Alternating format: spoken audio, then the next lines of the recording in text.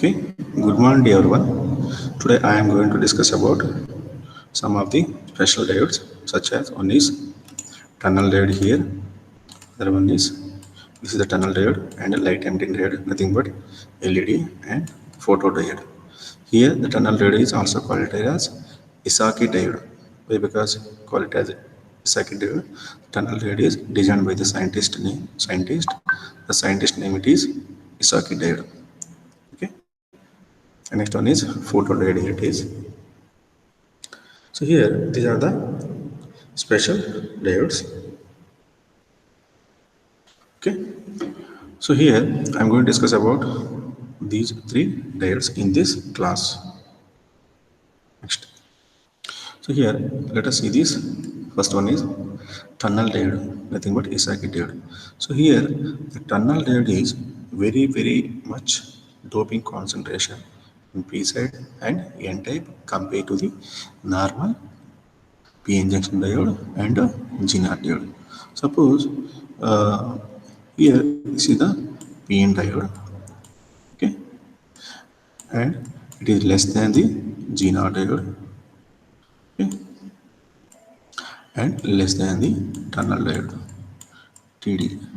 Okay, so this concept I think but here like the concentration of the doping concentration of PN, that is what normal diode is less than the GNR diode, and the concentration of this doping concentration of GNR is less than the tunnel diode. Means so this tunnel diode is very much more doping concentration compared to this PN junction GNR diode. So means by the doping concentration of this tunnel diode is very much high, so then the depletion region is very narrow like this, like this. Okay, so then whatever the charge particles are in P side or N side, that easily passes through this junction. So without applying, or if you are applying very small amount of voltage, then the charge particles are easily passed through this junction.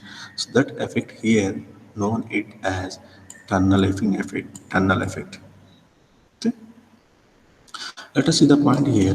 A tunnel diode is heavily doped PN junction diode. A tunnel diode is a heavily doped PN junction diode. It has a negative resistance characteristics due to tunneling effect. It has a negative resistance characteristic due to the tunneling effect. So how the resistance property will be occur in this particular diode, it will be discussing next slides. So here this is the symbol of the tunnel diode. So it is the anode terminal, this is the cathode terminal, it is the negative, this one is the positive, this is another negative. So this is the basic structure of this particular tunnel diode. Okay, next. So let us come to here. This is the energy band diagram for the particular P and N type regions. Let us observe this P side. So here this is the valence band boundary level. This is the conduction band boundary level. And this is nothing but here, as I shown here, this line is nothing but actual of energy of Fermi level. Fermi level means it was to indicate or measuring the probability of charge carriers, probability of finding the charge carriers. So let us come to here. In p-type material, the measured charge carriers are holes. So that's why to measurement, to indicating the majority charge carriers. So that's why generally the Fermi level will be closest near to the valence band. But here in tunneling of tunnel diode, it is having very much more doping concentration and much more doping property here. That's why this Fermi level will be jumping towards this direction into the valence band. This Fermi level will be injecting or inside the valence band because of very much more doping concentration. Okay, let's see here. But due to high energy of Fermi level, it will be inside the valence band. Like in N-side also, generally it is having more electrons are in conduction band. That's why the Fermi level in N-type will be closer to the conduction band. But in the case of tunneling diode N-type material, so here it is having much more doping concentration. That's why this Fermi level will be indicated inside the conduction band. So this is the energy band diagram for the particular p-type and n-type materials. Let us see this here. Due to the heavily doping, the width of the depletion region is very thin, and sometimes an overlap occurs between the conduction band on n side and valency band on p side. Okay, under little forward bias condition, the conduction band electrons tunnel through depletion layer. Under, under little forward bias voltage condition, the conduction band electrons tunneling through the depletion region.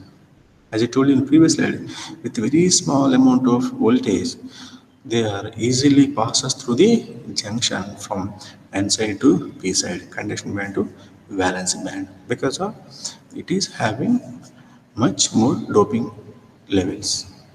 Okay. Now let us see the working of this tunnel read by the energy band diagram. So this is the p-type and n-type energy band diagram. The next slide here, by combining these p-type and n-type energy band diagrams, let us see here. So by combining of these energy levels of p-type and n-type material, the formation is like this.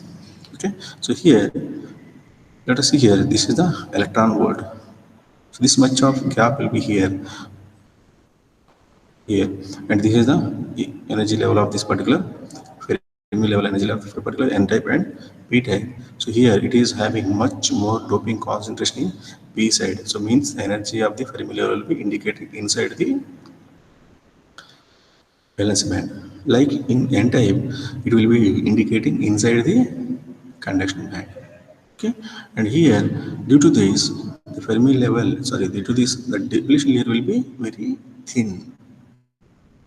And here, then the charged particles are easily moved from conduction band to valence band, passes through this junction, but not over like this, because of it is having larger gap in between conduction band in N type to conduction band in P type.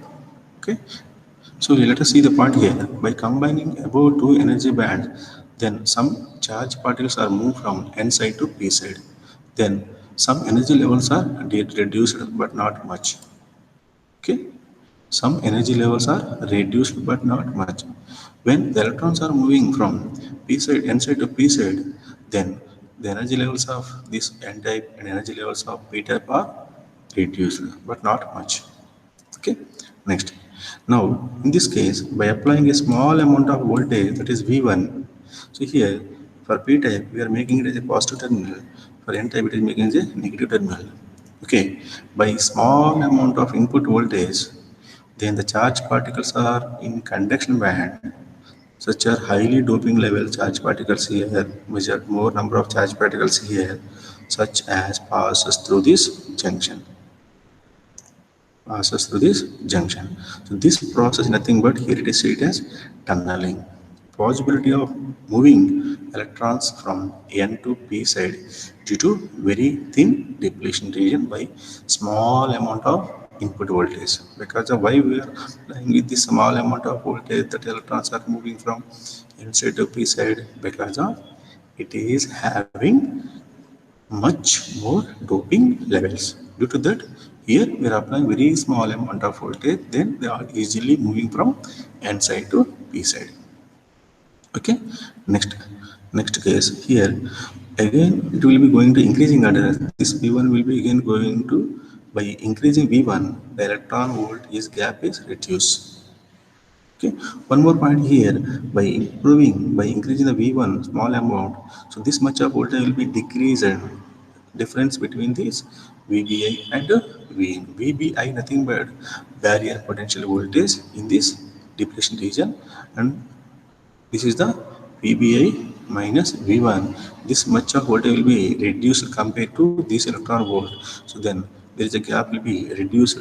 Here the gap will be increased by moving the charge particle from one position to another position. The energy bands are altered. Okay.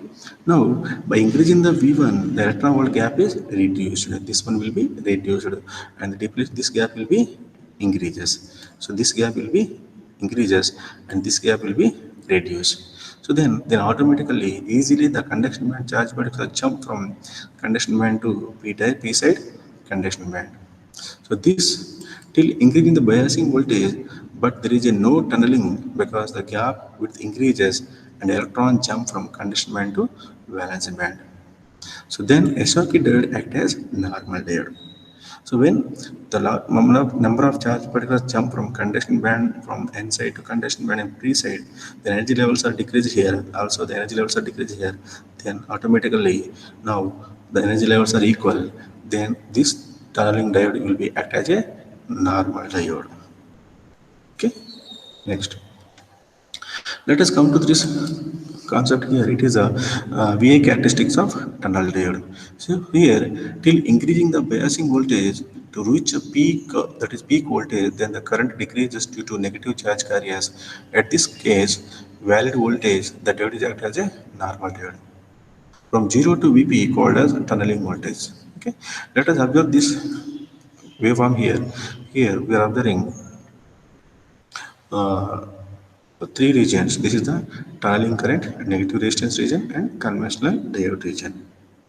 Okay, so here this is the zero here. By applying a very small amount of voltage, they are easily moved from N side to the majority. The charge carriers easily move from N side to P side through the junction, nothing but tunneling effort. Due to that minority charge carriers, due to the charge carriers are moving from N side to P side, the current will be increases. That current is nothing but this one. Okay, this current nothing but tunneling current. Okay, in forward bias condition for forward bias applied voltage. If you are applying small amount of voltage, very small amount of voltage, then they are easily moved from N region to P region. That is nothing but tunneling current. Okay. So by increasing again, we can increasing the V1. There is a gap in between uh, conduction band of N side to valence band of P side. The gap will be increased at the same time. The gap in between, like here, by increasing this voltage, the gap here it is increases. Similarly, the gap will be increasing here. There is no way the charge carriers are moving from this one to this one, but there is a that current will be increases, but the voltage drop across this will be decreases like this. By increasing this voltage, there is a moment of there is no moment of charge carriers. There is no moment of charge carriers. Okay, the current will be suddenly decreases. But our aim is by increasing the voltage, by increasing the voltage, at the same time we are expecting the current is in increasing order. But here, in this case, by increasing the voltage here, the current is in decreasing order. Okay. So here, in this case, by increasing voltage, current will be increases, resistance will be decreases. But in this case, by increasing the voltage, current will be decreases, resistance is increases. R is increases. So this is the opposite process for this case. Opposite process means generally resistance is decreasing order, but here resistance is increasing order. By increasing this voltage, current is decreases because of there is no movement of charge particles in between N region to P region due to the gap of depletion region or conduction band to N type from N type conduction band to P type conduction band. Due to there is no moment of charge carriers, but still the voltage is increasing order.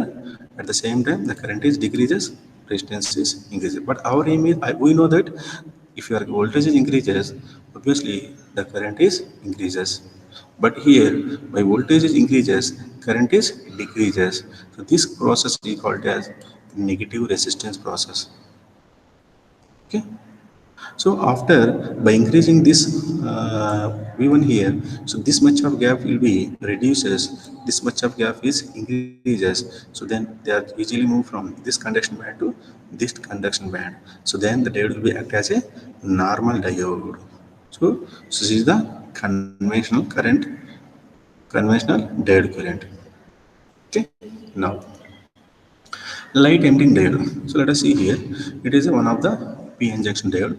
So it is having anode terminal, it is having cathode terminal. This is the logic symbol of light emitting diode, and these are the various colors are having light emitting diode. This is the way we can see in the laboratory case. Okay, so here light emitting diodes mean it emits the light. It emits the light. When we are applying the forward bias condition, then there is a movement of charge carriers occur from in between P side to N side and N side to P side. There is a much heat power is generated across the junction in normal level. But in the case of this process, the energy is released in the form of light. It is emitted. Okay, let us see the point here. LED is an optical diode. It emits light when it is in forward bias. Okay, and here the symbol of LED is similar to the PN junction diode, apart from the two arrows indicating the device emits the light energy. Okay, let us see the basic operation here. When the diode is a forward bias, then the electron crosses the junction N to P and N to P side. They recombine with the holes in P side. As the free electrons are in conduction band and holes are in valence band, and electrons have a highest energy with respect to holes. Let us see that energy levels. Here, this is the valence band region and this is the conduction band region. So when here electrons are in conduction band, the holes are in valence band. So here the energy level will be going in increasing order. So means the electrons are in conduction band having highest energy levels. When by applying this forward bias voltage, the electrons are moving from conduction band to valence band. Means the energy level value of this electron will be decreases.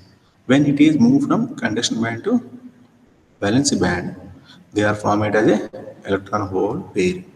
Okay, this is the electron hole pair. This is the electron recombination of free electrons and holes, recombination of free electrons and holes. So by this process, by this forming of this process, the charge carriers are moving from N side to P side. There may be a pair of electron hole pair. Due to that process, the emitted the photons. The photons is nothing but in the form of light. That light energy is emitted outwards by increasing this forward bias voltage. Okay, how can we say it is a forward bias condition?